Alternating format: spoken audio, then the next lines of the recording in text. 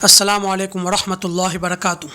Social media پر ایک حدیث بہت گردش کر رہی ہے، لوگ اس کو لائک کر رہے ہیں، شیئر کر رہے ہیں اور اپنے اسٹیٹس پر رکھ رہے ہیں اور اس حدیث کو صحیح سمجھ کر یہ کام کر رہے ہیں۔ وہ حدیث یہ ہے، لوگوں پر ایسا زمانہ آئے گا کہ ان کا مقصد ان کا پیٹ بھرنا ہوگا اور دولت ان کی عزت ہوگی اور عورت ان کا قبلہ ہوگا اور روپیہ پیسہ ان کا دین ہوگا، اور وہ بدترین لوگ ہوں گے اور آخرت میں ان لوگوں کا کوئی حصہ نہیں ہوگا، اور حوالہ کنز العمال کا دیا جائے۔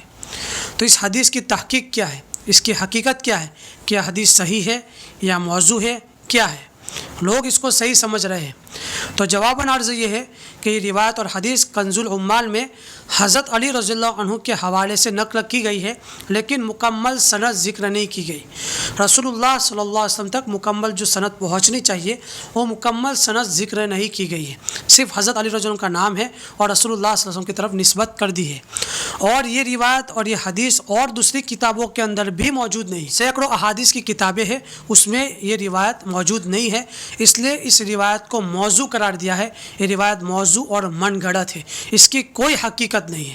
اس لیے اگر آپ اس حدیث کو رسول اللہ صلی اللہ علیہ وسلم کی طرف منسوب کرتے ہیں یا رسول اللہ صلی اللہ علیہ وسلم کے الفاظ سمجھتے ہیں تو یہ بہت بڑی غلطی ہے۔ یہ رسول اللہ صلی اللہ علیہ وسلم پر بہتان باندھنا ہے اور جھوٹ باندھنا ہے۔ اس لیے اس حدیث کو آگے شیئر بھی نہ کرے، لائک بھی نہ کرے اور اپنے اسٹیٹس پر بھی نہ لگائے اور لوگوں کے سامنے بیان بھی نہ کرے۔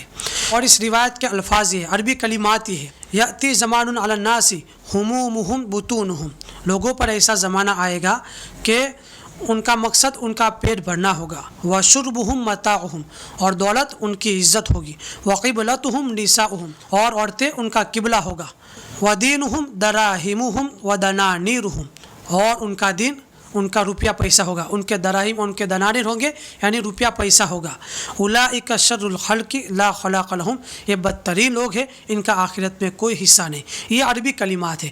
تو یہ روایت فقط کنز العمال میں ہے، حضرت علی رضی اللہ عنہ کے حوالے سے ہے، مکمل سند بھی نہیں ہے اور کسی کتاب کے اندر موجود بھی یہ روایت اور حدیث نہیں ہے، اس لیے روایت موضوع ہے اور من گھڑت ہے، اس کو حقیقت نہ سمجھے۔ البتہ عبداللہ ابن مبارک رحمۃ اللہ علیہ نے اس سے ملتا جلتا ایک صحیح قول اپنی کتاب الزہد والرائق کے اندر حضرت عبداللہ ابن عباس رضی اللہ عنہ کے حوالے سے نقل کیا ہے۔ تو اس قول کو اثر کہا جائے گا، حدیث نہیں کہا جائے گا۔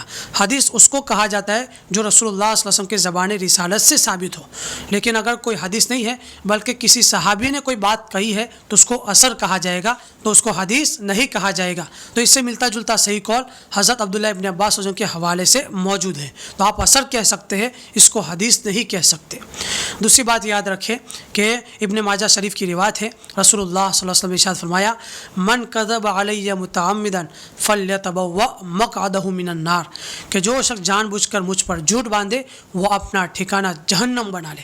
اس لیے اردو کے اندر یا اپنی زبان کے اندر کوئی حدیث پڑھی یا سنی، اس کو شیئر کر دیا، لائک کر دیا، اپنے اسٹیٹس پر لگا دیا، واٹس ایپ پر، تو یاد رکھے کہ اگر یہ حدیث نہیں ہے، آپ نے بنا تحقیق کے یہ حدیث رکھ دی ہے یا شیئر کر دی ہے یا لائک کر دیا ہے، تو یاد رکھے کہ قیامت کے دن آپ کی پکڑ ہوگی۔